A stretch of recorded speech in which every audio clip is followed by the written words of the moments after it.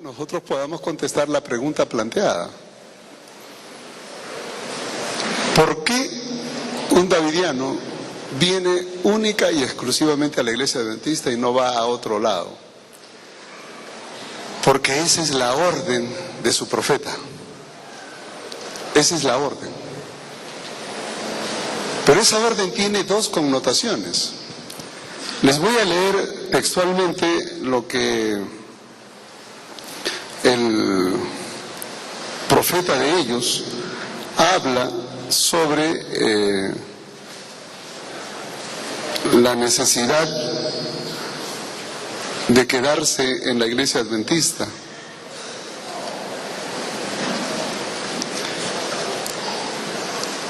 Una de las cosas que Víctor Jutef enseñaba a sus discípulos era el hecho de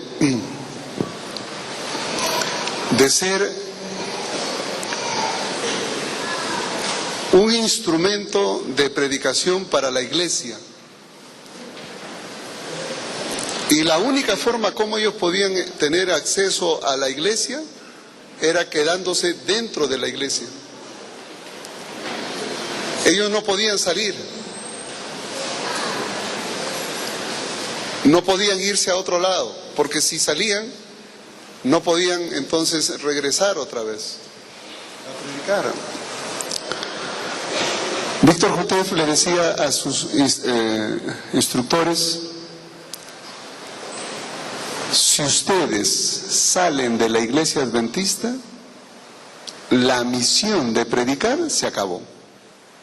Porque ¿a quién le van a predicar? Ustedes tienen que quedarse en la iglesia adventista todo el tiempo que puedan. Y ojo, todo el tiempo que puedan, mejor dicho, el tiempo que le permitan estar. O sea, que no es por ellos, sino depende de nosotros. Todo el tiempo que le permitan, quédense en la iglesia adventista, porque si ustedes salen de la iglesia adventista, entonces ¿cómo van a predicar? ¿Cómo van a amonestar? Los que necesitan ser amonestados son los adventistas. Ella es la iglesia decadente, ellos están en pecado, en apostasía, ellos necesitan ser amonestados. Quédense allí. Si ustedes se salen de allí, entonces, ¿cómo podrán entonces amonestar? Pero la otra cosa que llama la atención es que Jutef tenía un propósito adicional. Él escribía a sus seguidores: si ustedes se salen de la iglesia adventista, cuando la matanza de Ezequiel 9 ocurra y todos los adventistas sean muertos, ¿cómo nosotros podremos reclamar la herencia? ¿Saben qué significa eso? Significaba entonces que él avisoraba el tiempo en que la matanza ocurriría, los únicos vivos serían ellos, y sí que bien vivos, y entonces al morir todos los adventistas, ¿quién se quedaba con las propiedades? Ellos. Cuando uno encuentra estas cosas en los escritos davidianos, uno se sorprende. O sea que aquí hay, como se dice, una gente escondida. Entonces, para obligar, o vamos a decir, sugestionar a sus seguidores para que se queden en la iglesia adventista, él tomó Mateo 10. Y en Mateo 10 les dijo, la orden de Jesús es: no vayan a los gentiles, no vayan a los samaritanos, única y exclusivamente vayan a las ovejas perdidas de la casa de Israel. Vayan allí. Por eso es que no se van a mover de aquí. Los davidianos llegaron para quedarse. Esto, si los dejamos. Entonces yo quiero luego mencionar una estrategia para ayudar a estos hermanitos a salir de este lugar. Lo probamos en México, en diferentes lugares. Y a todos mis alumnos en México les decía, miren muchachos, hagan esto y me cuentan, si no funciona lo cambiamos. Pero después de recibir miles de cartas y llamadas telefónicas donde me contaban las experiencias y la emoción que sentían de ver que funcionaba, yo dije, no, pues si funciona, entonces síganlo haciendo. Síganlo haciendo. A algunos no les gusta, pero no es lo que nos guste, es lo que sirva para proteger la iglesia. Eso es todo. Primero les comento esto y luego voy al otro. ¿Qué significa Mateo 10:6? Únicamente a las ovejas perdidas de la casa de Israel. ¿Significa entonces que los discípulos no debían predicar a nadie sino solamente a Israel? ¿Significa que Jesús vino a morir solamente por los israelitas y no por el pueblo, por el mundo entero? ¿Significa que en el ministerio de Jesús Él solo atendió a las ovejas perdidas de la casa de Israel? Aquí hay dos problemas. Yo tengo que primero entender qué significa la frase ir a las ovejas perdidas de la casa de Israel. Eso yo tengo que entender primero. Y el segundo es, ¿por qué le prohibió ir a los samaritanos y a los gentiles? ¿Por qué? ¿Era discriminación? ¿Qué estaba pasando? Y todo eso, por supuesto, enmarcado en el Evangelio de Mateo. Mateo es el único evangelio que cita esto. Ninguno de los otros evangelios cita esta declaración. Es el único. Y es la única vez que Jesús dice eso aquí. No existe más. Imagínense ustedes, han hecho toda una teología de un solo pasaje. Claro, y como es profeta, puede decir lo que quiera. Mateo, podríamos decir, tiene dos órdenes. Jesús da dos órdenes contradictorias a sus discípulos. Dos. Y voy a mencionar dónde están para que ustedes se den cuenta. Las dos son mandatos, con una explicación clara de predicación. El primero está en Mateo 10, verso 6-7. Ir a las ovejas perdidas de la casa de Israel y yendo, predicar, diciendo, el reino de los cielos se ha acercado. Ese es el primer mandato. Ir a la casa de Israel y prediquen, el reino de los cielos se ha acercado. El segundo mandato lo encontramos en Mateo 28.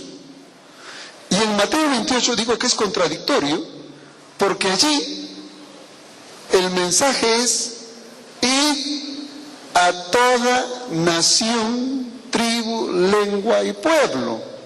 ¿Eso qué significa? ¿A las ovejas perdidas de la casa de Israel? ¿O a todo el mundo?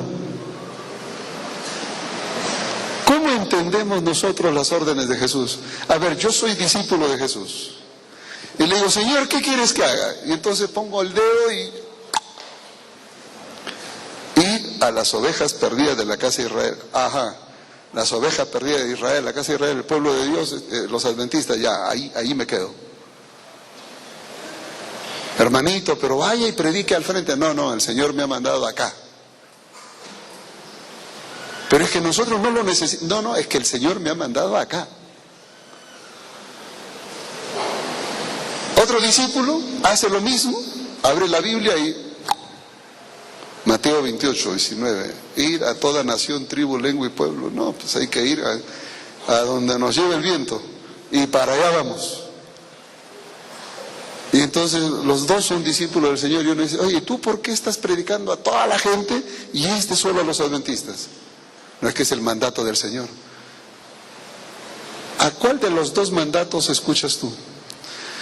¿Y cuál de los dos está vigente hoy? Ustedes se van a dar cuenta de un problema ahora. Mateo nos está poniendo en una disyuntiva. ¿Por qué en un primer momento Jesús mandó únicamente a la casa de Israel y en otro momento lo mandó a todo el mundo? Entonces, ¿eran los mismos discípulos con dos mandatos distintos? ¿Qué se traía Jesús entre manos? El primer mandato era focalizado, Israel. El segundo, universal. Empecemos por Mateo 10, ya que esa es la esencia del problema. ¿Quiere decir que Jesús vino solo a las ovejas perdidas de la casa de Israel? Les doy una clave, a ver qué dicen ustedes. Mateo 15, 24. Mateo 15, 24, un poquito más adelante, vino una mujer sirofenicia y le dice que su hija estaba enferma y que se iba a morir, que estaba poseída, etcétera, etcétera, etcétera. ¡Socórreme! Y en el verso 24, ¿qué le dice Jesús? No soy enviado sino a las ovejas perdidas de la casa de Israel. En otras palabras, lo siento. No puedo. ¿Se imaginan ustedes a Jesús rechazando ayudar a una mujer sirofenicia simplemente porque no era del pueblo de Israel? Ay, yo pensé que Jesús era buenito, que ayudaba a todo el que venía. Pero acá le está diciendo, no, yo no soy enviado sino a las ovejas perdidas de la casa de Israel. ¿Tú, sirofenicia? Y encima todavía le dice, en el verso 26, no está bien tomar del pan de los hijos y echarlo a los perrillos. ¿Sí? O sea, no está bien que yo le quite el pan de Israel y se lo dé a los perrillos. Y la mujer, en su humildad, necesitada de ayuda, ¿qué le dijo a Jesús? Verso 27. Sí, Señor, pero aún los perrillos comen de las migajas que caen de las mesas de sus amos. Yo no te estoy pidiendo que tú me des del pan de Israel. Yo te estoy pidiendo que de las migajas que caen de Israel, de allí me des, y eso sanará a mi hija. Y el verso 28, cuando Jesús vio semejante fe, dijo, oh mujer, grande es tu fe, hágase contigo como quieres, y su hija fue sanada en ese mismo momento. La pregunta es, ¿Jesús ayudó a la mujer sirofenicia o no la ayudó? Pues el verso 28 termina diciendo, y en ese momento se sanó. Sí la ayudó. Y entonces en el verso 24, cuando dice, yo no he venido sino para los hijos de la casa de Israel, las ovejas de la casa de Israel, ¿qué estaba queriendo decir? ¿Que era exclusivo para la casa de Israel? Si hubiera sido exclusivo para la casa de Israel, entonces no hubiera ayudado a la mujer. Pero le dice, yo no soy enviado sino a las ovejas perdidas de la casa de Israel. Y a pesar de haber dicho eso, ¿qué hizo? Ayudó. Quiere decir entonces que cuando se refiere a las ovejas perdidas de la casa de Israel, no significa que únicamente para ellos Cristo vino, la solución, el evangelio es solo para ellos, no. Pero vamos a un detalle más. En el evangelio de Mateo, ¿el evangelio de Mateo era solo para los judíos? Recuerden que Mateo era un escritor judío escribiendo a una comunidad de creyentes judía. Y entonces aquí pareciera como que la exclusividad es el pueblo de Israel, porque era para judíos. Pero miren ustedes en el capítulo 1 de Mateo. Voy a empezar allí, a ver qué encontramos de novedades en el capítulo 1 y en el verso 5, perdón. En el verso 5 encuentro, para mi sorpresa, que en la ascendencia del Mesías, en la ascendencia de David, de donde vendría el Mesías, se encuentra una hermanita llamada Rahab. ¿Y quién era Rahab? Era una hermana de Jericó. No tenía buena fama, pero finalmente creyó en Dios. Y eso es lo bueno, que la Biblia nos habla de gente pero con un estigma social pero horrible, y sin embargo podían ser utilizados por Dios. Y esta mujer fue usada por Dios para proteger a esos dos espías, creyó en el Dios Jehová de los ejércitos, y fue salvada ella y su familia. Y ahora está dentro del linaje de aquellos que vendrían, el rey David y el Mesías. Rahab. Y luego el verso 5 nos presenta a otra hermanita, Ruth. ¿Y quién era Ruth? La moabita, idólatra. Y ahí están. Quiere decir que el Evangelio de Mateo, desde el inicio del Evangelio, presenta a los gentiles tomando parte en la acción salvífica de Dios. Y luego en el capítulo 2, cuando en el verso 2 se menciona a los reyes que vienen de Oriente, es interesante notar que esos reyes que vienen de Oriente vienen con un solo propósito. ¿Cuál? ¿Dónde está el rey de los judíos? No dice nuestro rey, el rey de los judíos. Hemos visto su estrella y hemos venido para adorarle. Encontramos a paganos gentiles venidos de Oriente con la disposición de adorar. Quiere decir entonces que Mateo, desde el mismo comienzo de su evangelio, tiene un fuerte acento evangelístico hacia los gentiles. Miren ustedes en Mateo 5, versos 13 y 14. Dos textos que nosotros conocemos muy bien. Primero Jesús dice en el verso 13, vosotros sois la sal de la tierra. Y en el verso 14 dice, vosotros sois la luz del mundo. ¿Por qué dice sois la sal de la tierra o la luz del mundo? ¿Qué es lo que trae de por medio estos dos elementos? ¿Sois la sal de la tierra? Ustedes son ejemplo, testimonio para los que los rodean. Soy la luz del mundo. Es decir, ustedes existen para evangelizar a otros, al mundo. Es decir, el concepto de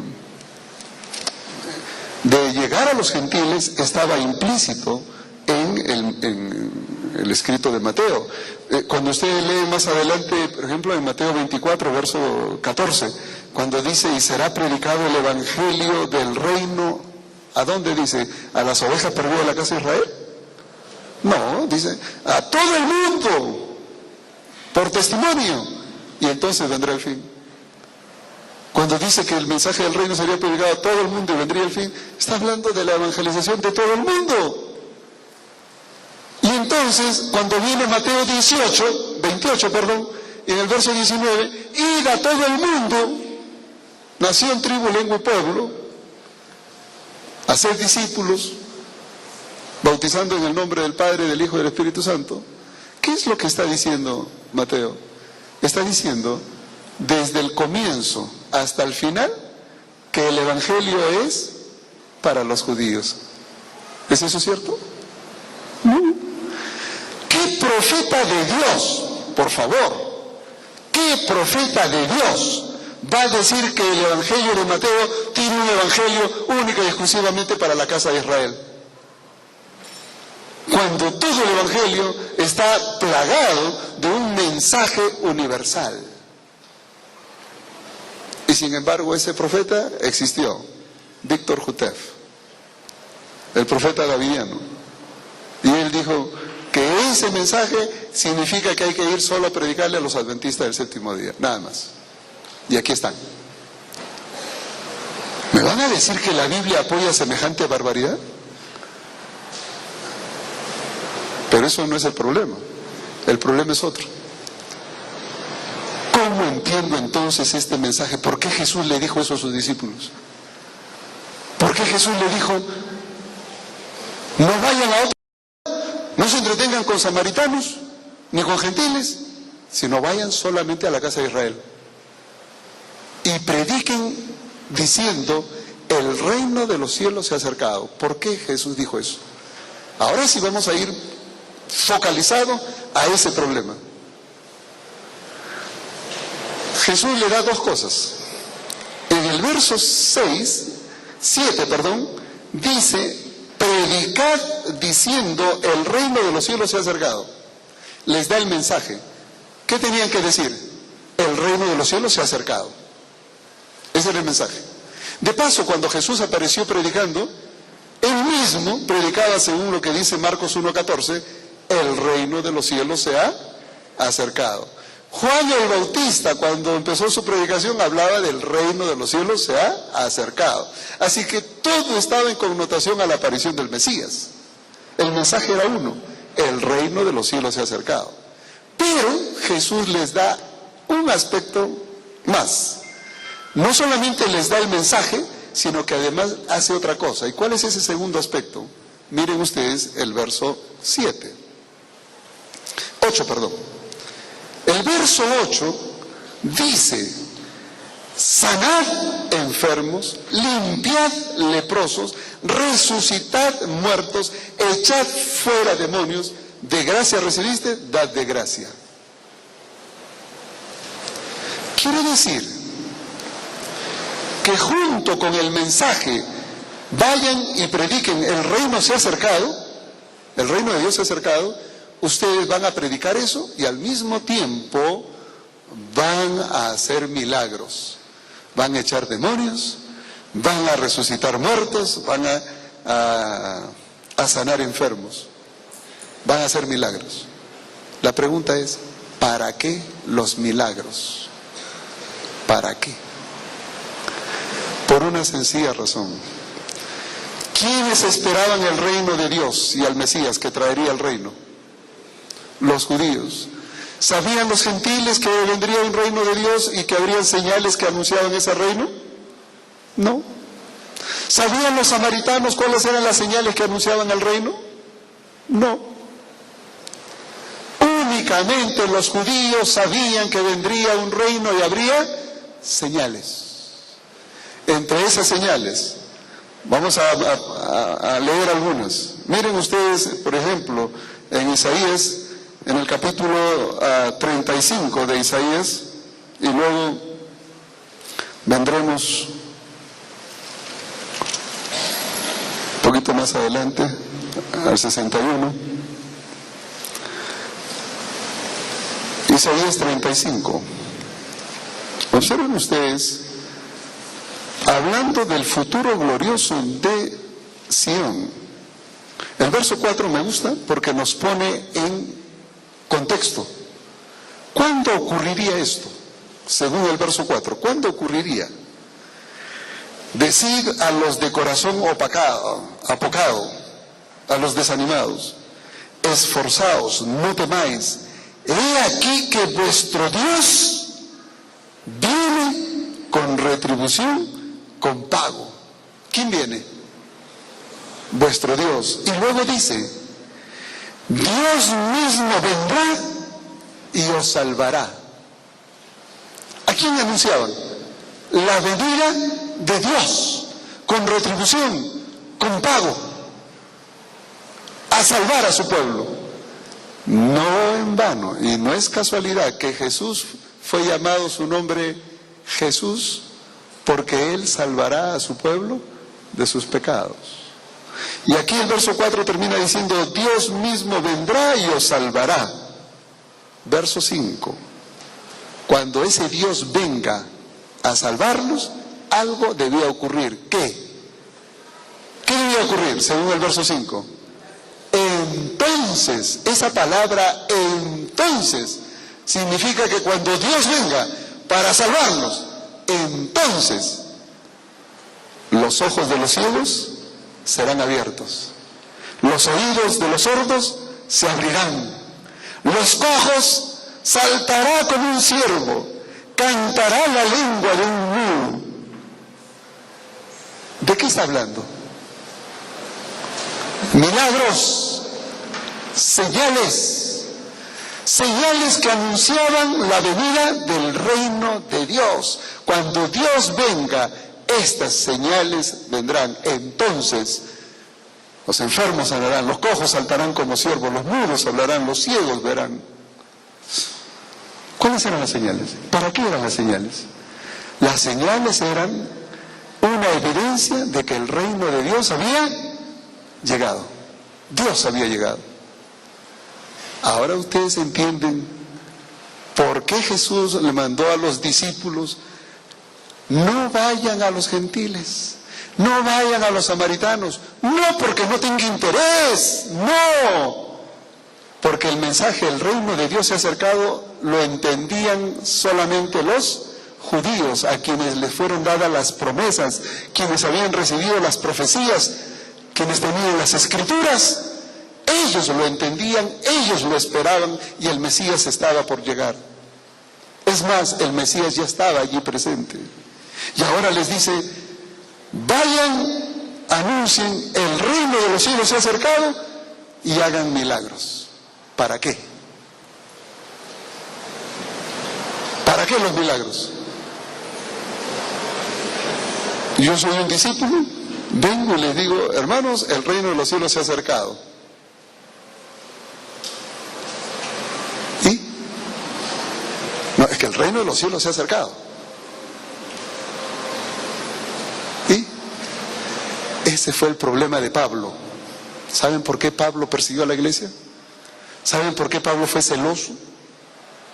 Porque Pablo escuchó que el reino de los cielos se había acercado, que Cristo había resucitado, el nuevo orden de cosas había llegado, y él miró alrededor y dijo, no puede ser, estamos igualito. ¿Qué cambió? Nada. Porque el reino de Dios llegado a la tierra traería un nuevo orden de cosas. El triunfo de Israel, liberación del yugo romano. Eso era lo que tenían en la mente. Pero ahora miren a Pedro, a Juan, y les dicen, hermanos, el reino de los cielos ha llegado. A ver, ¿tú eres mudo? Sí, habla, hijito. ¿Y tú eres sordo? Sí, escucha, hijito. ¿Y tú eres paralítico? Sí, salta. Y la gente ve las señales. ¿Y qué dice? Efectivamente, el reino de los cielos ha llegado. ¿Para qué eran las señales? Las señales no era para que los discípulos dijeran, fíjate que yo sí puedo hacer milagros. No, eran una evidencia que acompañaba la predicación de que realmente el reino de los cielos había llegado.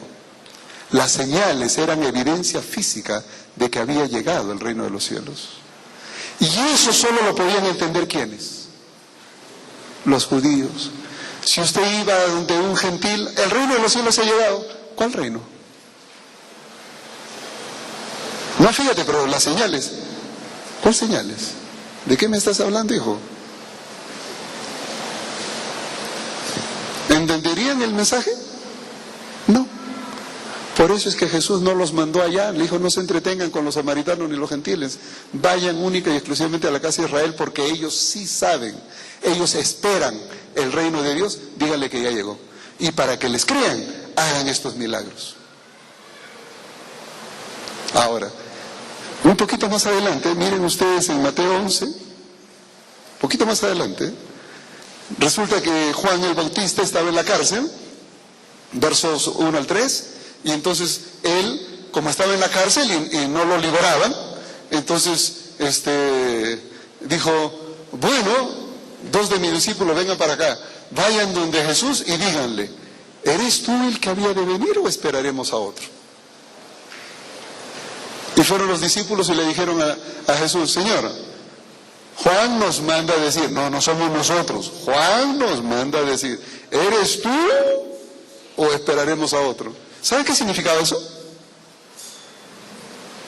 Estaba dudando de que Jesús fuese el Mesías, aquel que vio al Espíritu descender, aquel que cuando bautizó a Jesús escuchó la voz del cielo, este es mi Hijo amado, aquel que testificó, yo lo vi.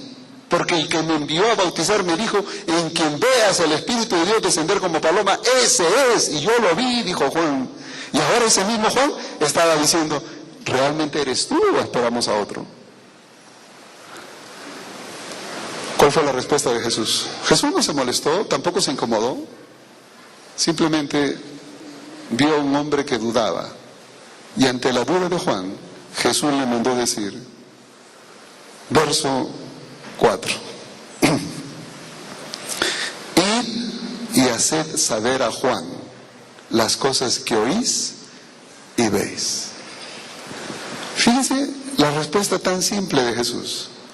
Vayan y díganle a Juan lo que ustedes oyen y lo que ustedes ven. Ni siquiera dicen lo que yo digo. Fíjense que eso no fue la respuesta de Jesús. No es lo que yo digo, es lo que ustedes ven y lo que ustedes oyen. Y el verso 5 dice qué es lo que ellos veían, qué es lo que ellos oían. ¿Qué es? Verso 5. Los ciegos ven, los cojos andan, los leprosos son limpiados, los sordos oyen, los muertos son resucitados y a los pobres es anunciado el Evangelio. ¿Qué son esos? Señales de que el reino de los cielos se había acercado. Y Jesús les termina diciendo en el verso 6, bienaventurado el que no haya tropiezo en mí, el que no dude. Y Juan escuchó eso. Señor, nos dijo que te digamos lo que vemos y lo que oímos. Y mira, lo que vemos es que los ciegos ven, los cojos andan, los leprosos son limpiados, los sordos oyen, los muertos son resucitados. Y Juan dijo, eso es lo que el profeta Isaías decía, que cuando el reino de Dios venga, eso acontecería. Él es. Y Juan nunca más volvió a dudar de Jesús. ¿Qué eran las señales? Las señales anunciaban la cercanía del reino. ¿Quiénes la conocían? El pueblo de Israel. El pueblo de Israel. Por eso es que Jesús le dijo, no vayan a otro lado, no vayan con los gentiles ni con los samaritanos, solamente a la casa de las ovejas perdidas de la casa de Israel. Hermano davidiano, por favor, abre tus ojos a la palabra de Dios. Jesús estaba enviando a sus discípulos a las ovejas perdidas de Israel porque solo ellos conocían las señales y solo ellos sabían que esas señales anunciaban el reino de Dios. Y Él era el reino de Dios en persona. Él personificaba el reino de Dios. Y Él estaba diciendo, vayan y digan que ya llegó el reino de Dios. Por eso es que Él envió únicamente a las ovejas de Israel.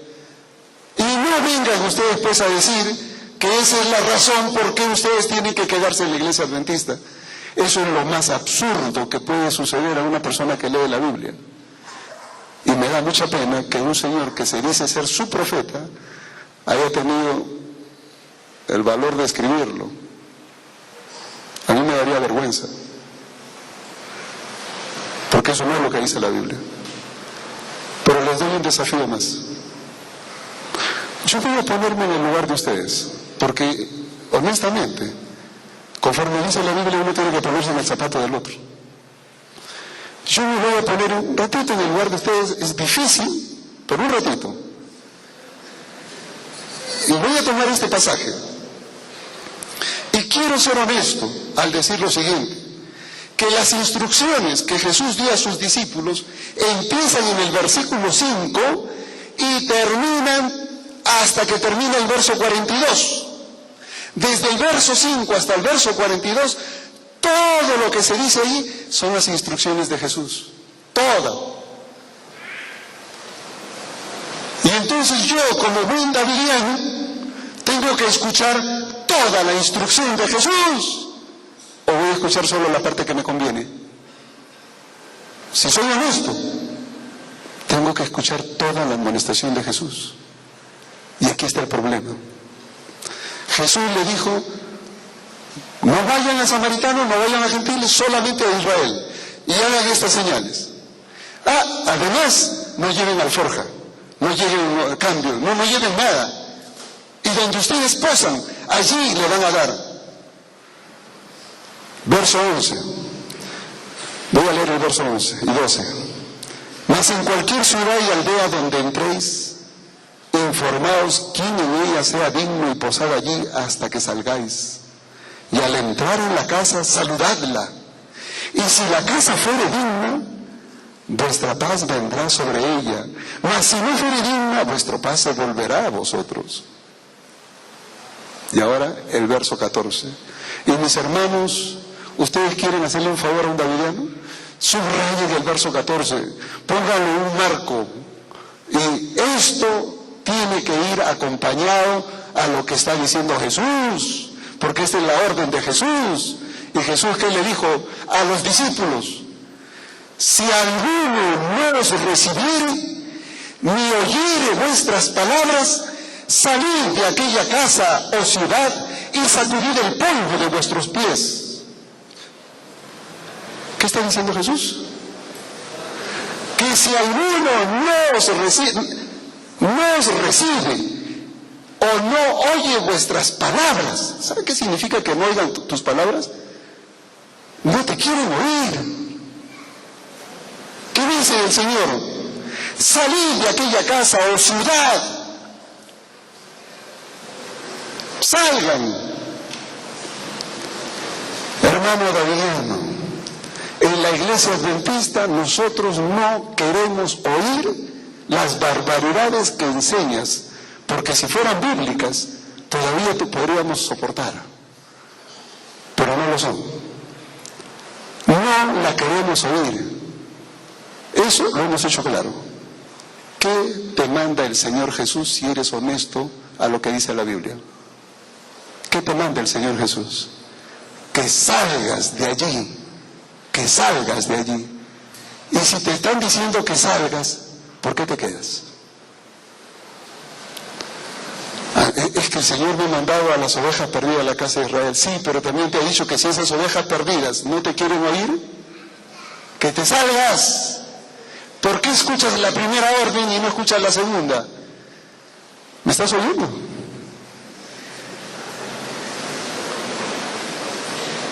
Yo no sé cómo entendemos este concepto, pero es que si tenemos que ser honestos con la Biblia, seámoslo pues. Yo no puedo tomar una porción que me conviene y dejar la otra a un lado, no, es todo. Y Jesús dice, para esa ciudad, para esa casa, el día del juicio será más tolerable lo que le pasó a Sodoma y Gomorra. Claro. Por eso es que a un davillano le decimos, hermano, estás equivocado cuando te quedas pegado aquí en la iglesia adventista. Y si usas Mateo 10:6 para excusarte de que este es un lugar de campo misionero que Jesús te ha mandado, quiero decirte que el verso 14 te libera de esa responsabilidad. El verso 14 te libera porque dice que cuando tú llegas a una iglesia y no te quieren oír, ¿qué cosa debes hacer? Irte. La puerta está abierta. Pueden irse cuando quieran. Pero yo sé que no lo vas a hacer, ¿sabes por qué? Porque te interesa más obedecer la orden de un hombre llamado Víctor Jutev que la orden de tu Señor Jesucristo. Si eres honesto con la palabra de Dios, obedece a Jesús. Y el texto que leí al comienzo es que, como dijo Víctor Jutev, la Biblia y los escritos de Elena White apoyan a la vara 100%. ¿Eso es cierto? ¿La Biblia apoya eso? Un estudio de Mateo así somero, suave, me dice que no es cierto. Entonces, ¿cómo vamos a decir que la Biblia apoya?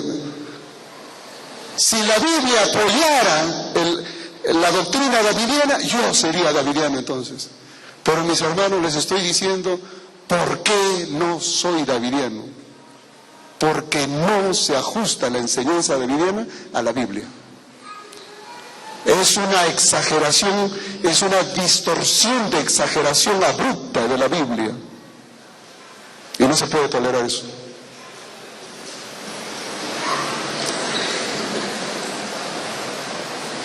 Otro ejemplo. Daniel 2. Daniel 2 dice el profeta Jutev, si ustedes han recibido el folletito, me imagino que algunos han recibido su folletito, su DVD, le ponen ahí Daniel 2, la estatua de Nabucodonosor, y entonces los hermanos davidianos lo ponen muy bonito, dicen, ¿no? La cabeza Babilonia y los pechos Medo-Persia y la cadera Grecia y las piernas de hierro Roma, y hasta ahí llegamos.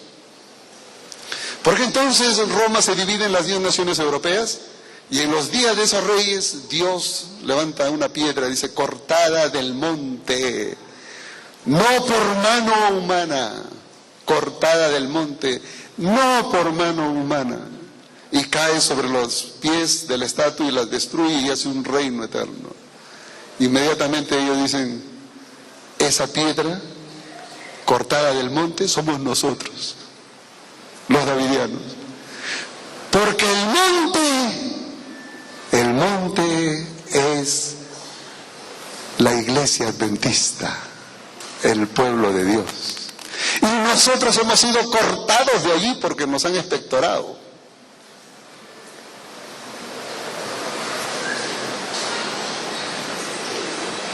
¿De dónde viene la piedra?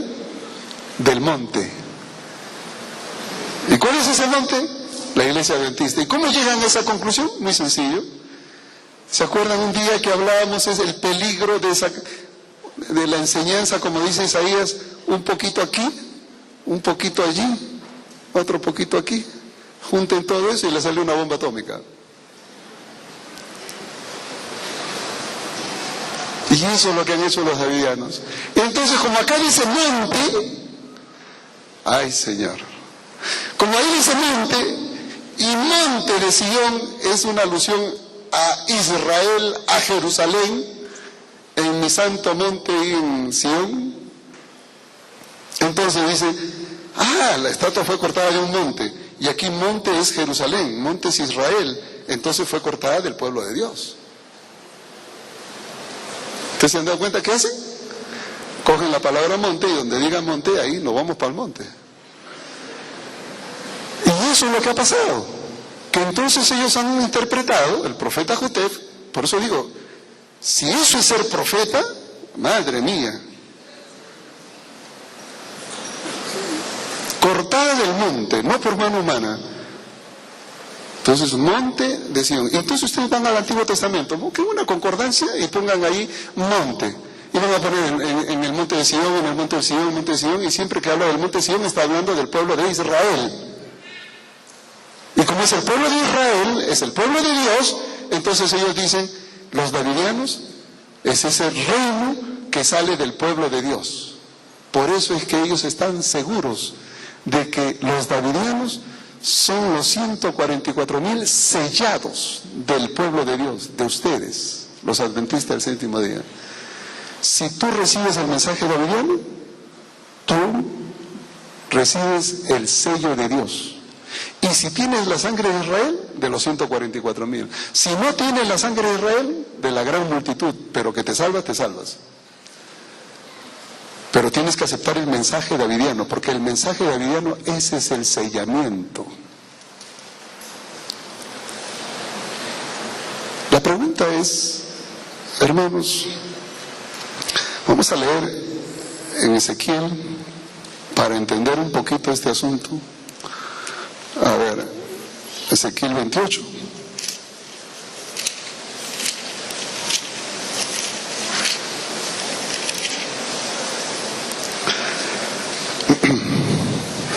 Verso 14. Ezequiel 28:14. Miren ustedes a qué se está refiriendo Jesús aquí, o el Señor, cuando dice, tú querubín grande y protector. Está hablando aquí de la caída de Lucifer. Tú querubín grande y protector, yo te puse en el santo monte de Dios. Allí estuviste en medio de piedras y de fuego te paseabas. ¿A qué se refiere el santo monte de Dios? ¿A Israel? ¿A Jerusalén? ¿A qué se refiere? Está hablando de la morada celestial. La Biblia usa el santo monte de Dios para referirse al lugar celestial. Y usa la expresión el monte de Dios el santo monte para referirse también al monte de Sión, al monte donde está Israel. A esos dos elementos se refieren.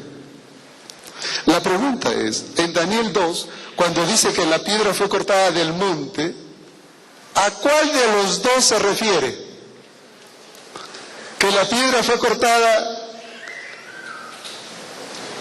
de Sión, Jerusalén, Israel?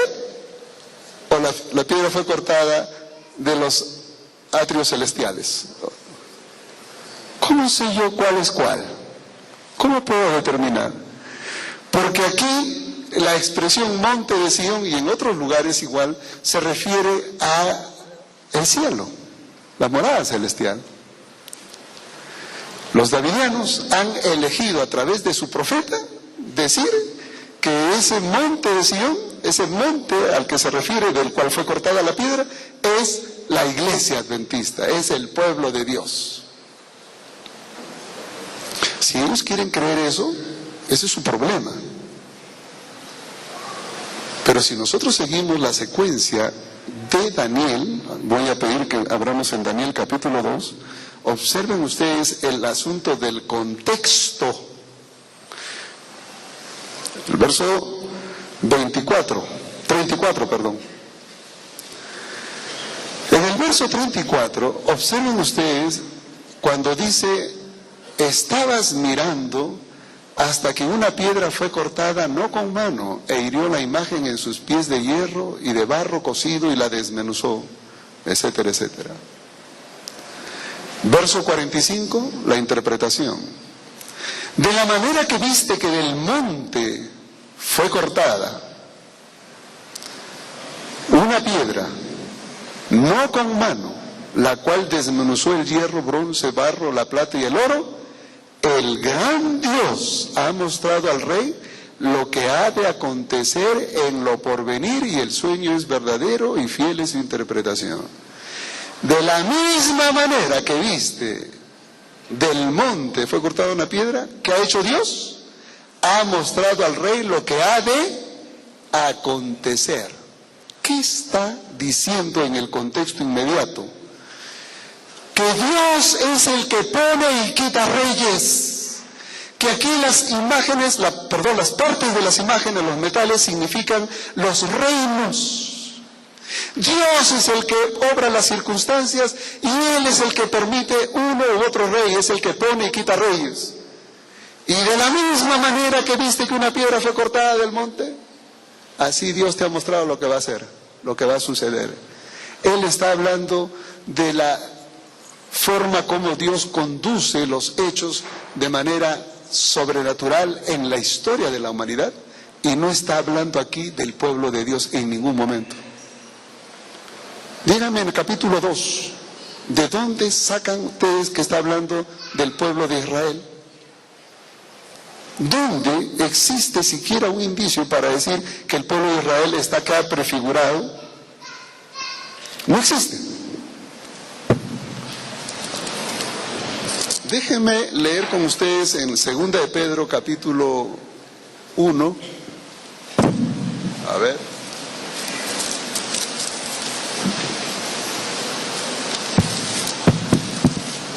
Segunda de Pedro capítulo 1 y el verso 18.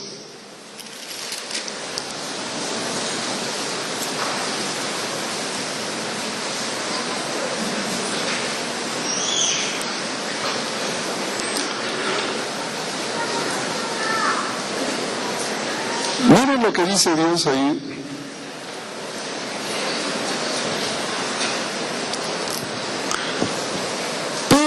Va a dar testimonio de lo que a él le sucedió en su experiencia con Cristo.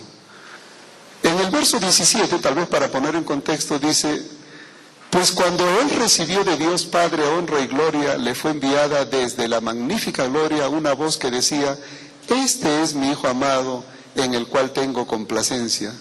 Y nosotros oímos esta voz enviada del cielo cuando estábamos con él en el Monte Santo.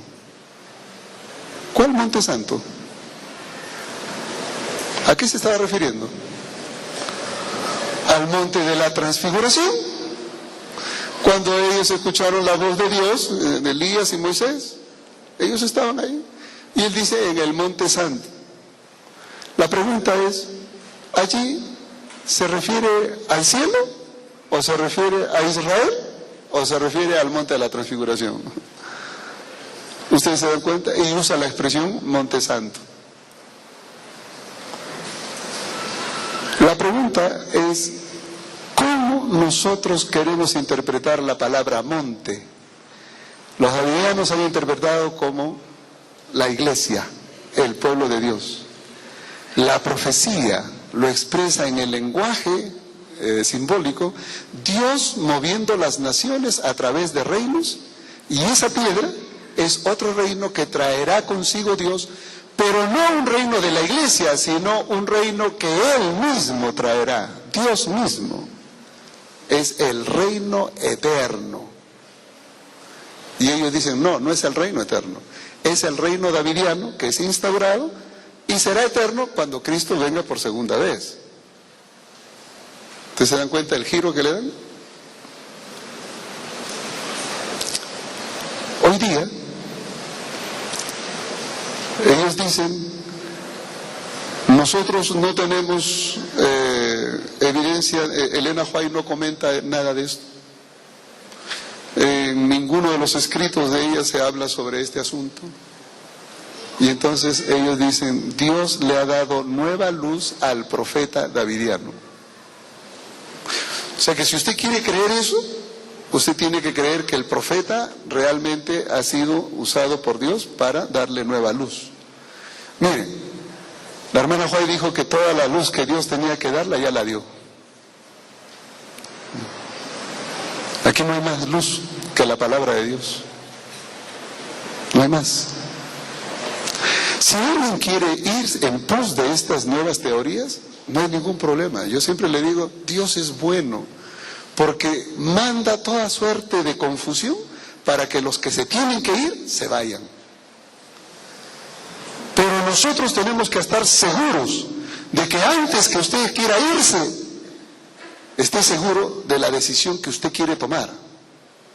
Nuestra responsabilidad termina cuando nosotros les explicamos lo que la Biblia dice. De ahí en adelante, la decisión es suya.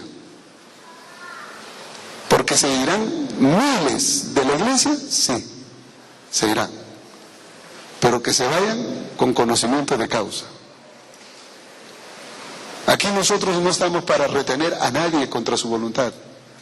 Nosotros estamos aquí para adorar a un Dios a través de su palabra. Y todo lo que en su palabra nos enseña, nosotros estaremos más que dispuestos a obedecer. Así que el concepto del monte, la palabra monte, es una alusión al monte de Dios donde Él controla el universo y desde allí pone y quita reyes. Ese es el concepto. Es del monte de Dios donde viene Cristo en su segunda venida. Y desde la morada eterna de Dios, de allí vendrá a cumplir el cometido, el reino universal, la piedra que viene. Ellos quieren decir que la piedra es la iglesia, ese es su problema.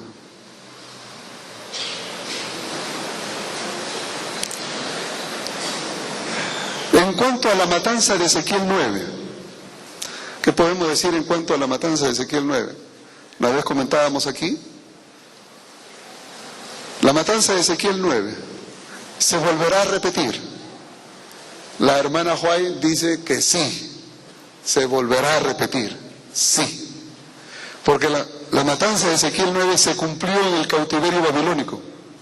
Por supuesto que sí. ¿Cuándo se volverá a repetir? Cuando aquellos que no hayan recibido el sello de Dios, porque recuerden ustedes que antes de la matanza final, del Armagedón final, habrá un sellamiento. Y los 144,000 son sellados, ¿no? Y mañana nosotros estudiaremos un poquito el tema de los 144,000 sellados. Y a partir de ahí miraremos otro de los problemas que tienen estos hermanos.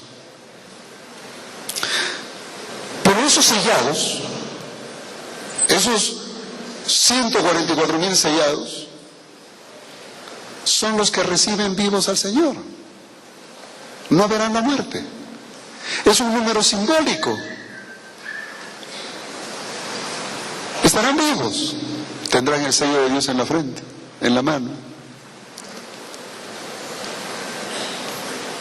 Quienes no tengan el sello de Dios, es decir, que en la venida de Cristo no hayan recibido el sello de Dios, no sean parte de los 144.000, ellos participarán de esa otra matanza. Y esa otra matanza la ejecutará Dios mismo, porque Él vendrá.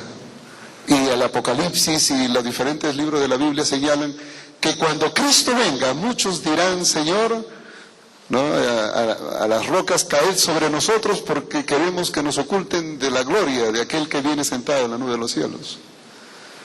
Habrá una gran matanza. Y Apocalipsis 19 habla de eso. Apocalipsis 19, cuando se menciona los redimidos que son invitados a la cena de bodas del Cordero, aquellos que reciben al Señor, están contrapuestos frente a otros. Si ustedes miran en el verso 6, Apocalipsis 19, 6 al 9, ustedes encuentran allí una invitación. Gocémonos, alegrémonos, porque han llegado las bodas del Cordero y la esposa se ha preparado. Y el verso 9 dice: bienaventurados los que son llamados a la cena de bodas del Cordero. Estas son palabras verdaderas de Dios. Hay una cena de bodas para todos. Los redimidos vendrán allí. Aquellos que sean resucitados y aquellos que estén vivos en ocasión de la venida de Cristo, sí. Pero el verso 15 en adelante se habla de una matanza que ocurre. Y ahí viene el verbo de Dios, Cristo mismo, cabalgando en caballo blanco. Viene para herir la tierra.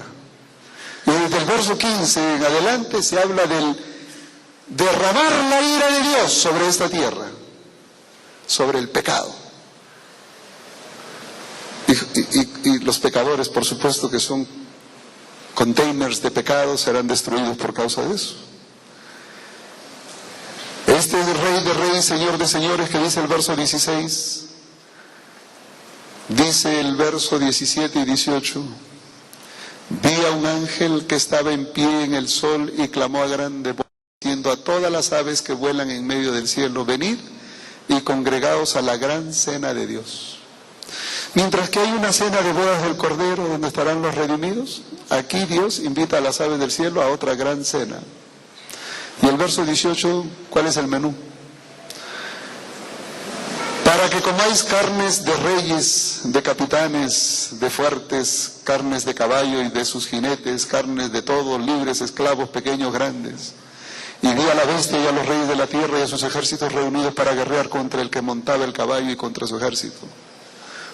Aquellos que luchan contra Dios serán derrotados por Cristo mismo, y de sus carnes la comerán las aves del cielo. Esa es la matanza de Ezequiel 9 en ocasión de la segunda venida de Cristo. ¿Se repetirá? Sí. ¿Con aquellos que no tienen el sello de Dios? Sí. Pero son aquellos que quedaron marginados de la salvación por su decisión propia de no recibir el sello del Espíritu Santo, de no ser dignos adoradores del Señor. De eso está hablando. No está hablando aquí de que hay una nueva luz y que si tú no la recibes, no recibes sello. ¿Dónde en la Biblia, por favor, dónde en la Biblia dice que el sello de Dios es el mensaje davidiano? ¿Dónde? Esa es una fábula inventada por el amigo Jutef.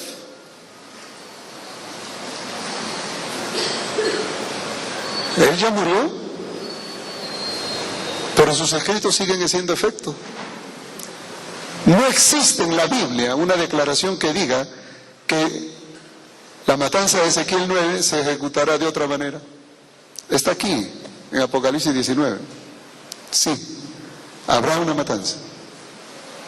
Pero eso será para los impíos, para los infieles, aquellos que no recibieron el sello de Dios, aquellos que no se arrepintieron, aceptaron la sangre de Cristo. Pero no está hablando de aquellos que no recibieron el mensaje davidiano. Por favor. No hay forma de captar esto. ¿Qué hacer entonces? Los hermanos davidianos tienen algunos problemas. Uno de sus problemas me parece bueno y al mismo tiempo una exageración, pero es bueno. Ellos tienen por costumbre, por ejemplo, toda oración arrodillarse para orar.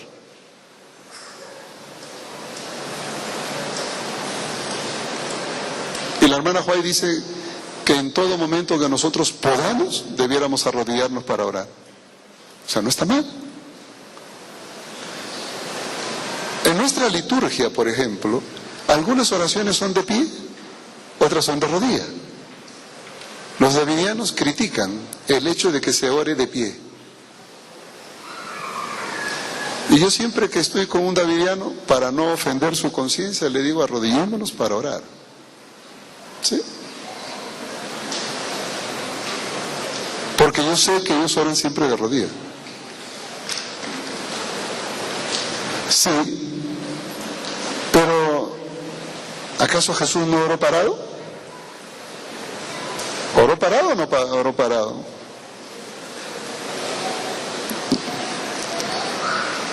Cuando estuvo frente a la tumba de Lázaro, ¿en qué momento se arrodilló Jesús?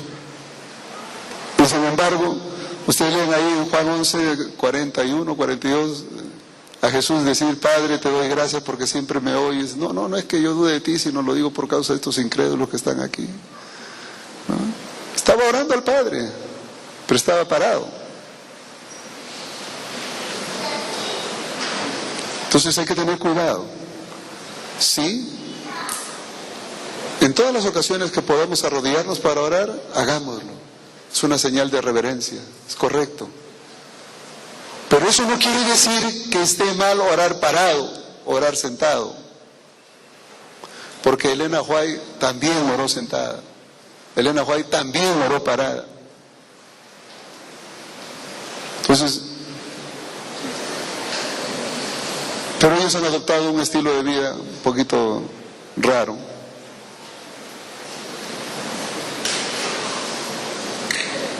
El otro elemento que tienen es el uso del velo. El uso del velo. Si supieran la discusión del velo, si alguien es profeta de Dios, debiera interpretar lo del velo de la manera correcta como está ahí en 1 Corintios 11, ¿no? El velo. Solamente una persona que es inspirada por Dios y es conducida por Dios puede hablar en el nombre de Dios. Esos son los profetas. Pero ¿qué evidencia tenemos de que Jotef ha sido inspirado por Dios? ¿Qué evidencias tengo? Si lo único que encuentro en sus interpretaciones son cosas jaladas de los pelos. Por eso es que no quiera creerle, no hay por dónde creerle. Ese es el problema. No hay por dónde. El velo. La discusión del velo pasa por entender primero qué es lo que Pablo estaba tratando de hacer con el problema del velo. Las mujeres en Corintio desafiaban la autoridad del ministerio de Pablo, estaban confrontando a Pablo. Había un libertinaje abierto, salvaje, al punto de que las mujeres parece que en su desafío se cortaban el pelo como los hombres, hasta se rapaban.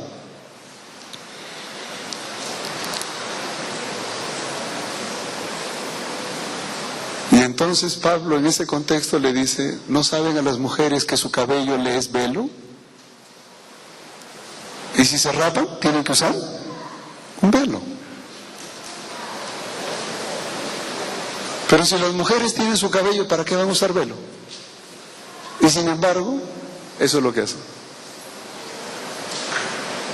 sea, no han entendido el mensaje entonces. Y si alguien que dice ser profeta habla en el nombre de Dios, por lo menos mínimo debiera aclararnos el problema. Y usted, en vez de aclarar, lo ha acentuado. Porque entonces le dice a las mujeres que tienen que ponerse velo. Y esa es otra evidencia más de que el hombre no entendió la Biblia.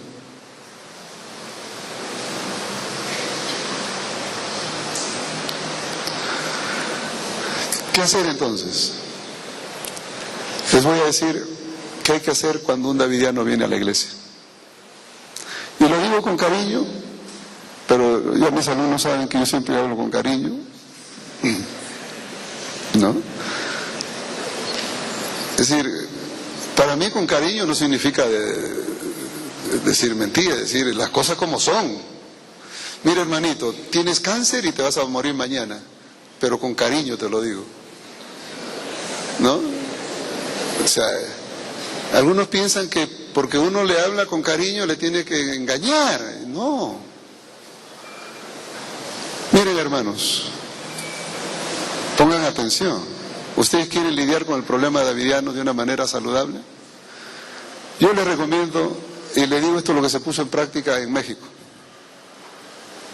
A algunos no les gustó. Yo recuerdo que una vez en Tijuana estuve, frontera con California, estuve dando un congreso de laicos y expresé mi inquietud. Y hubo un abogado allí de por medio que me dijo, no, que eso era inconstitucional. Yo le dije, mira hermano, le digo, yo no discuto que sea inconstitucional o lo que quiera.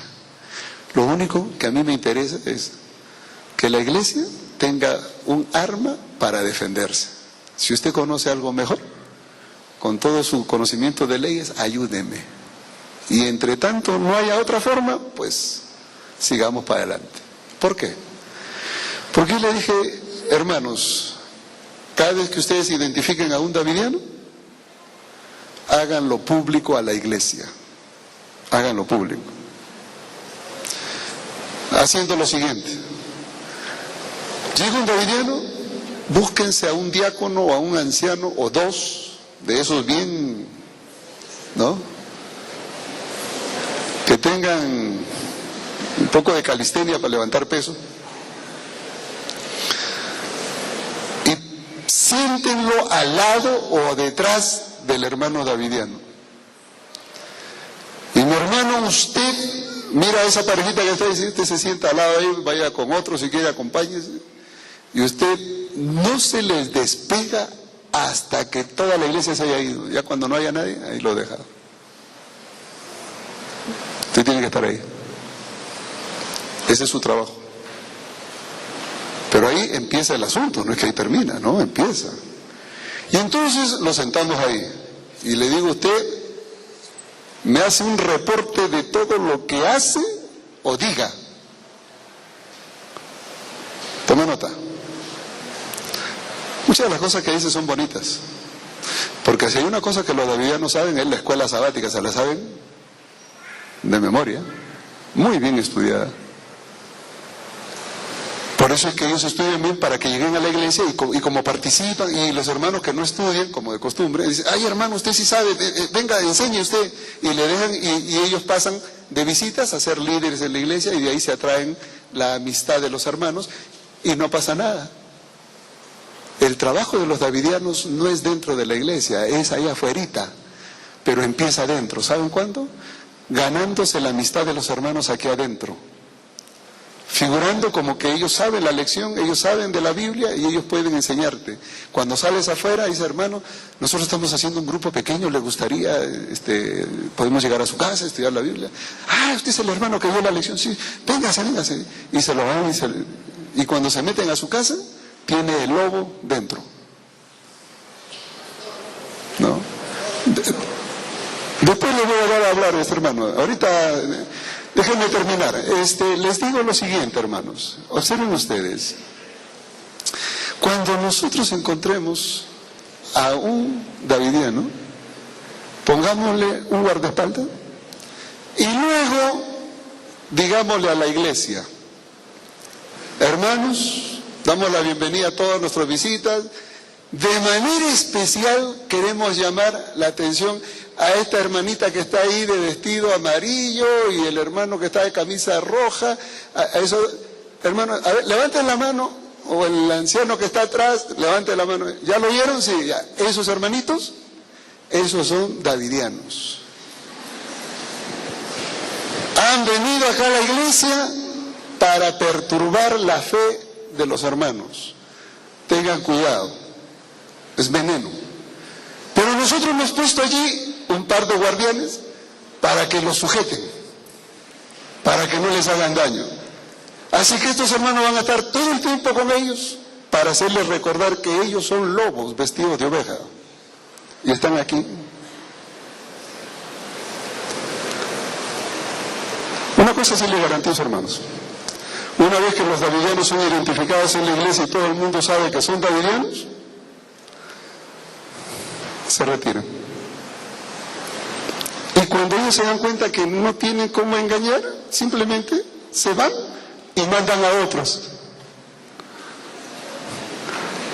Ellos tienen ya un catálogo, ¿no? En esta iglesia ya me conocen, en esta ya me conocen, en esta ya me conocen, así que ve tú aquí, ve tú allá, y se cruzan. Por eso es que la iglesia debe estar apercibida. Y hermanos, que no les dé pena decirle a la gente, ellos son davidianos. Son gente buena, que vienen con nobles intenciones, pero traen veneno para aquellos creyentes adventistas. Porque es la verdad. Nosotros no estamos injuriando a nadie, simplemente estamos diciendo la verdad. Pero nunca maltratemos a nadie, mis hermanos. Yo he encontrado lugares, hay hermanos, en México al menos, estuve presente en iglesias donde un poco más y se le van a golpes. O sea, es una cosa muy seria. Y yo le dije, hermano, esa no es la forma. No, esa no es la forma. Nosotros como hijos de Dios necesitamos primero tratar a nuestros hermanos con cariño, con respeto. Sabemos que están equivocados, ese es su problema, nosotros tenemos que proteger a la iglesia, pero no podemos maltratarlos. Y luego me dirigí a ellos y les decía, mire hermanos, yo me voy a quedar 5 minutos más aquí.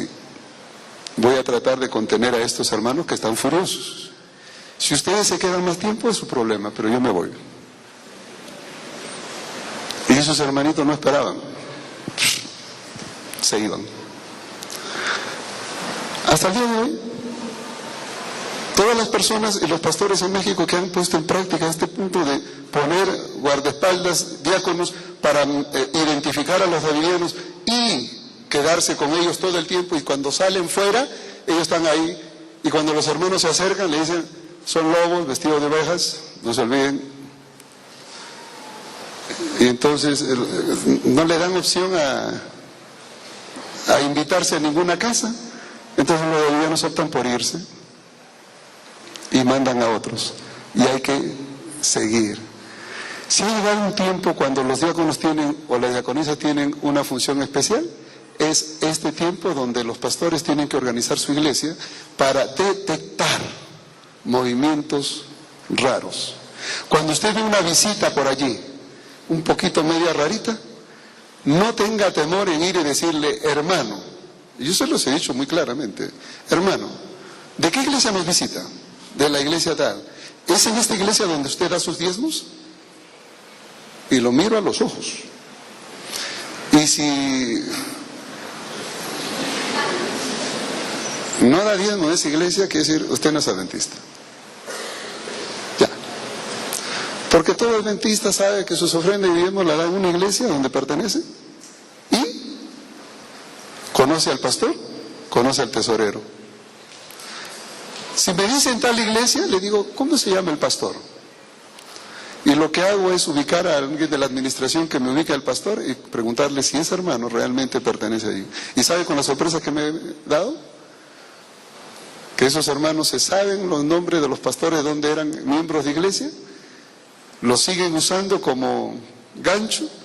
Pero cuando uno llama al pastor y dice, ah, sí, ese hermano lo defraternizamos por davidiano. Ah, le digo, está aquí visitándonos.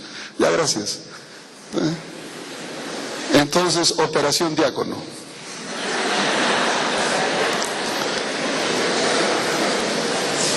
¿Y ya? Hermanos, nosotros tenemos que lidiar con un problema. Hagámoslo con cariño, pero al mismo tiempo con firmeza. Los davidianos han venido para quedarse y necesitamos tener mano firme para hacerles saber que en nuestra iglesia no le vamos a permitir trabajar extraviando la fe de los hermanos, porque tenemos responsabilidad que cuidar una iglesia. Y la otra es que si podemos decirles dónde están sus errores, con gusto. No, yo a algún davidiano le digo, mira hermano, primero explícame este pasaje y después seguimos hablando. Esta tarde lo único que he querido es introducir el problema, ver el asunto doctrinal en cuanto a por qué la iglesia adventista, qué es lo que creen en cuanto al reino venidero, qué en cuanto a la matanza. El día de mañana nosotros hablaremos acerca de los 144,000. ¿Son literales, como ellos dicen? ¿O son simbólicos, como la Biblia presenta? ¿Quién tiene la razón? ¿El profeta Jutef o la Biblia? ¿Qué podemos aprender de todo esto? Mañana hablaremos de los contrastes entre lo que dice Jutef y lo que dice Elena White. Porque, como dicen ellos, la Biblia y Elena White apoyan al 100% los davidianos. Eso es una falsedad. Y de eso ha sido mi esfuerzo, tratar de demostrar que eso no es cierto. Eso es todo. A mí me hubiera gustado estar equivocado, es decir, me hubiera gustado saber de que verdaderamente los davidianos tenían algo de verdad. Digo, me hubiera gustado porque encontrar algo bueno, pero realmente no hay nada bueno. No hay nada.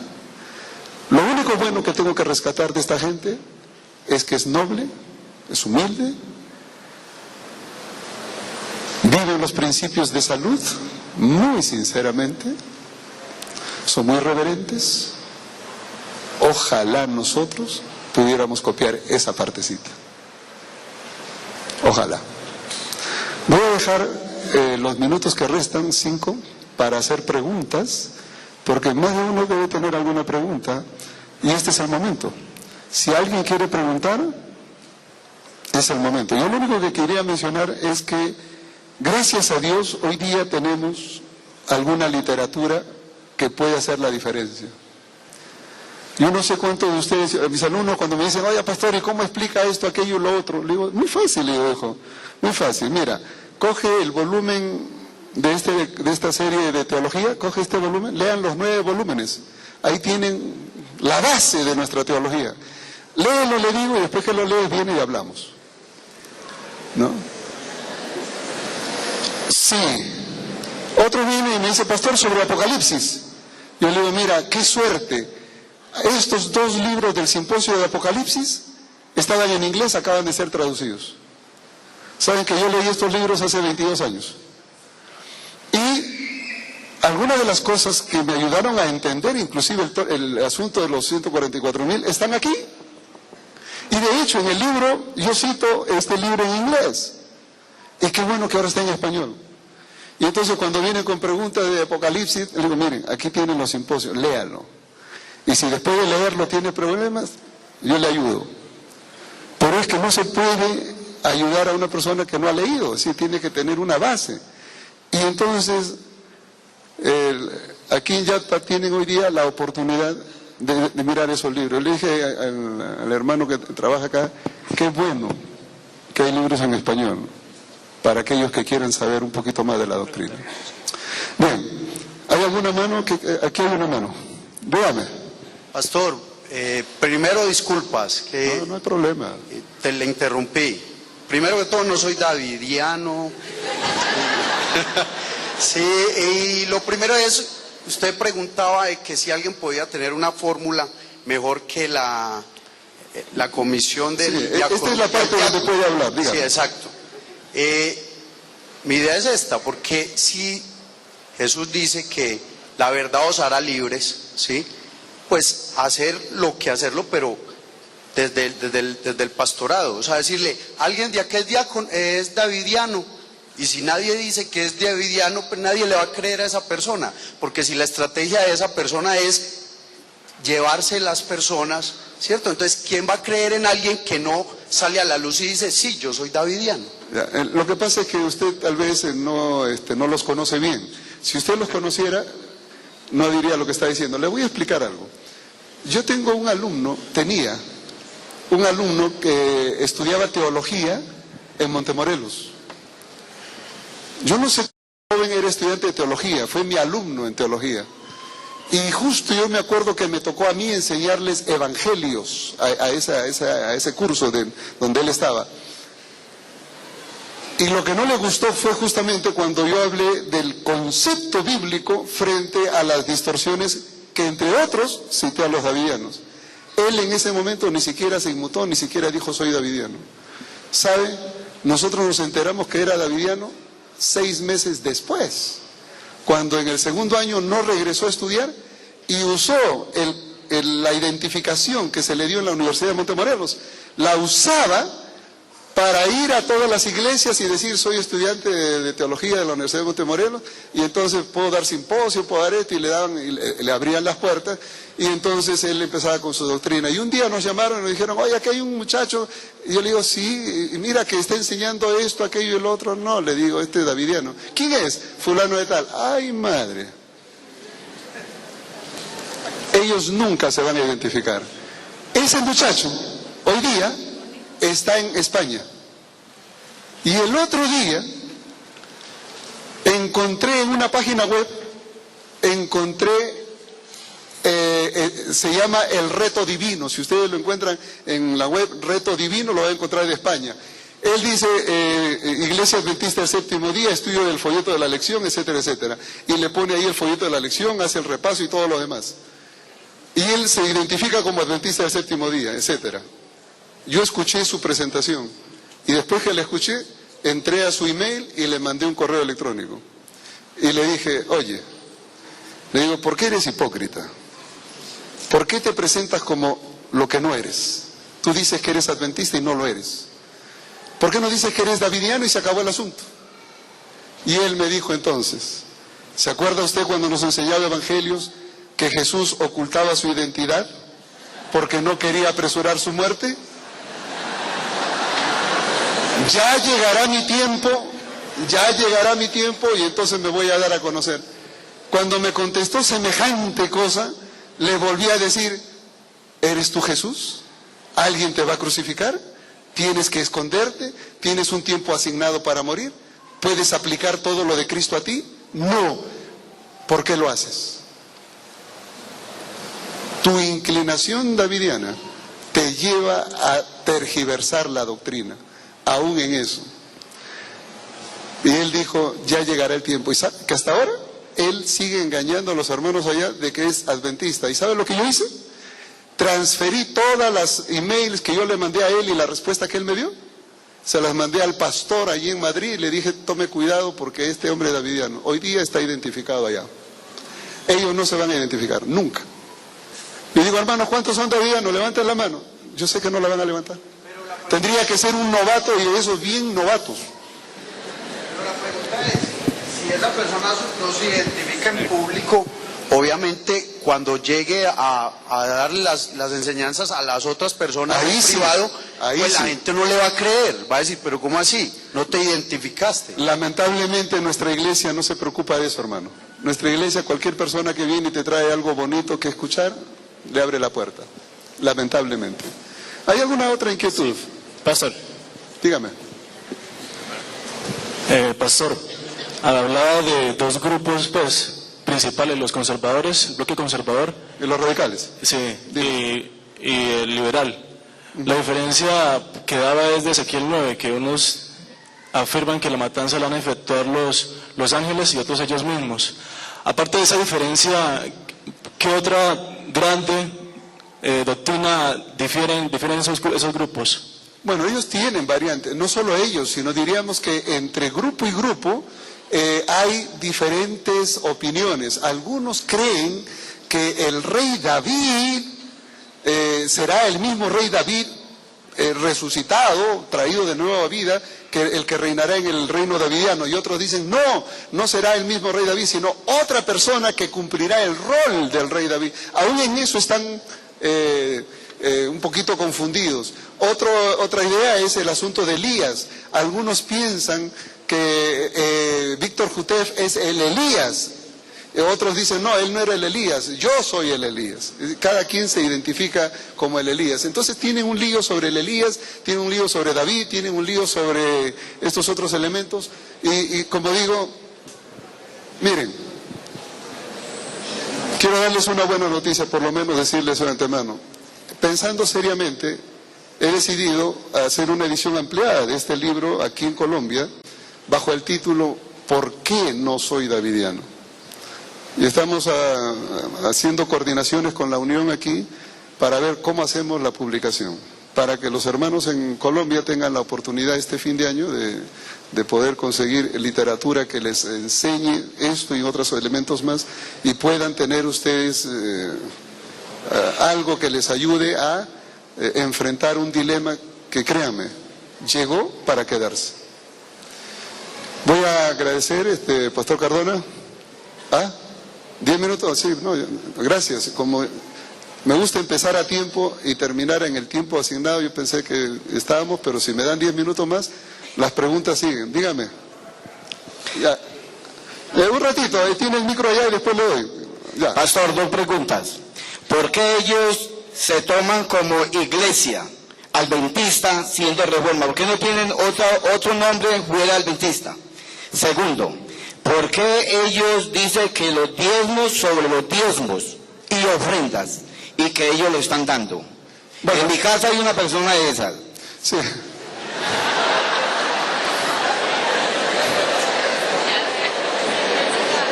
Bueno, a ver, si entendí bien su primera pregunta, era la primera pregunta, porque me recuerda. No, ok, gracias. Ellos se llaman adventistas del séptimo día porque cuando Víctor Jutef, su profeta, empezó el movimiento, él quería reformar la iglesia y ser miembro de la iglesia.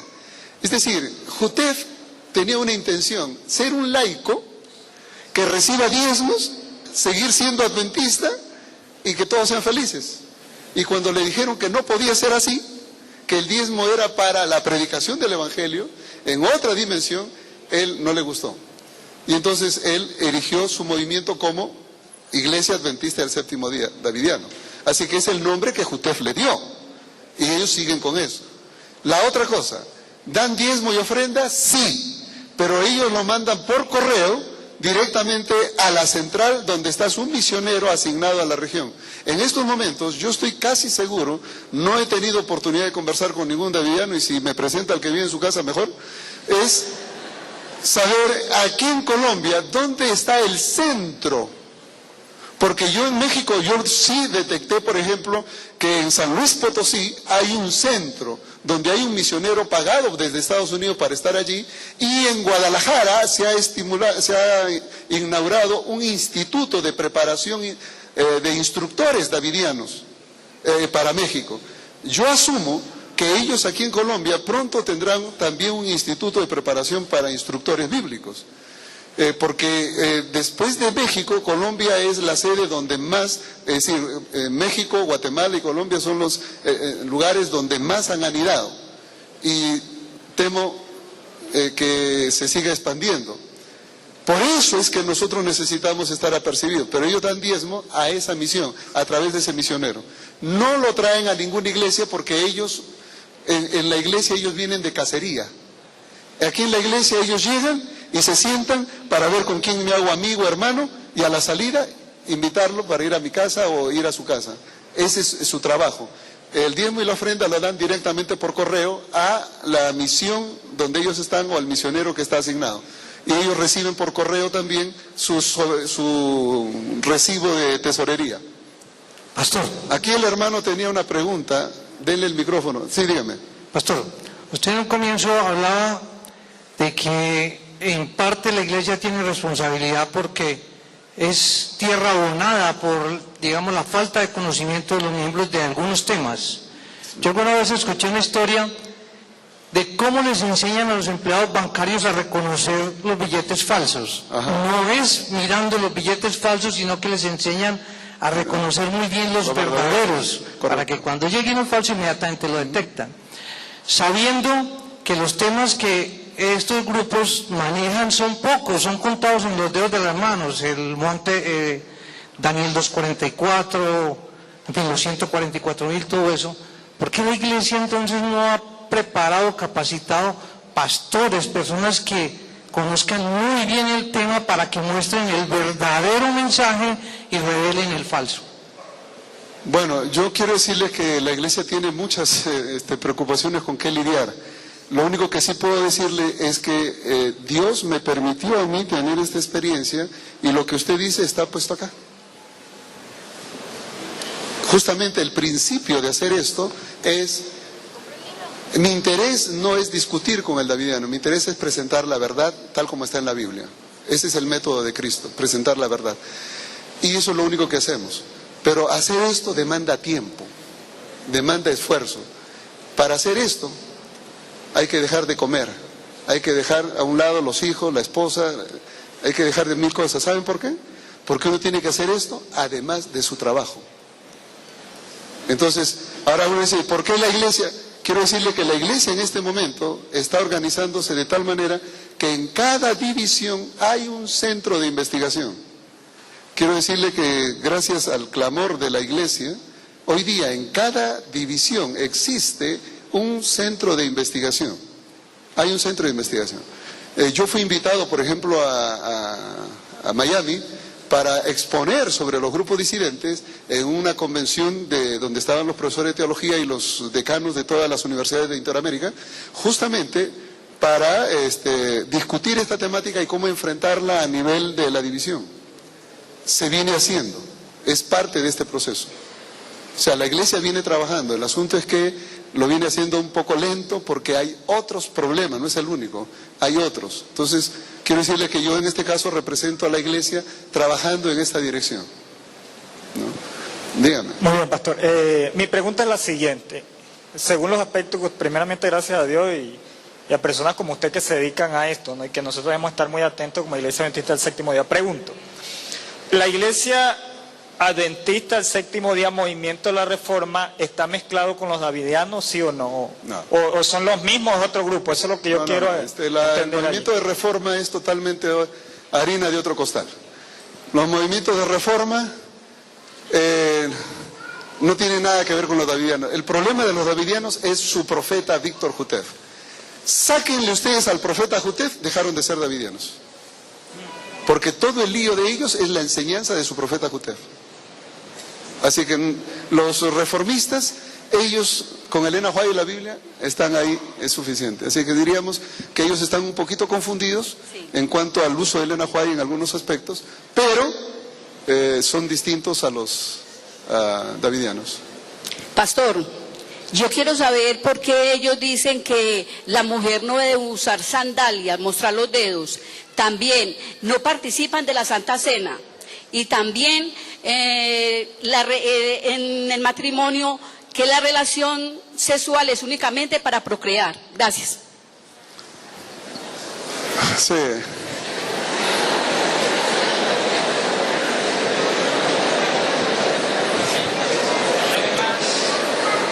Gracias. Miren, en cuanto a lo que la hermana acaba de mencionar, los davidianos son muy rescatados en su manera de vestir. A una persona davidiana se la reconoce rapidito, porque si es mujer, la falda la va a tener por acá, bien abajo. Entonces yo veo a una muchacha por ahí con minifalda de la rodilla para arriba, digo, usted no es davidiana ni a balas. O sea, no hay por dónde. O sea que son muy rescatadas. En esa misma dirección, ellos hablan de que los zapatos deben estar cubriendo los dedos. Lo que menos se muestre, mejor. El asunto allí es el exhibicionismo. Entonces, ellos para combatir el exhibicionismo dicen, no sandalias, no esto, no lo otro, ni siquiera esas blusas que tienen manga, ¿cómo se llama? Esas que ustedes saben, pues, que no tienen manga. Disculpen, yo no sé esa. Entonces, ellos simplemente dicen, no son adecuados, ¿ok? En cuanto a la cuestión sexual y su vida marital, miren, hasta ese punto yo lo único que puedo decir es lo siguiente. Los hermanos davidianos son puritanos, ¿no? Son puritanos a la misma usanza antigua. Para ellos el tiempo se detuvo en su manera de ser, porque esa es la enseñanza de su profeta.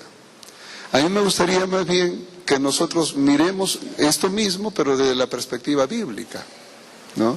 ¿Qué enseña la Biblia al respecto de cada cosa? Yo creo que por ahí sería mejor. Pero cuando la hermana pregunta, ¿por qué? La única respuesta que le puedo dar es porque su profeta les ordena así. Lo que acabo de decir hace un momento, quiten la enseñanza de Jutef, de los davidianos, y ellos dejan de hacer todo lo que están haciendo. Porque es la enseñanza de su profeta el que les ha dado el matiz. Todo lo que los davidianos hacen es lo que Víctor Jutef les ha enseñado. Y desgraciadamente lo único bueno, rescatable de toda la enseñanza davidiana es que son reverentes adoradores y tienen la reforma pro salud bien en serio. Y eso es digno de imitar, solo eso. Que el Señor los bendiga. Bueno, el tiempo se nos acabó.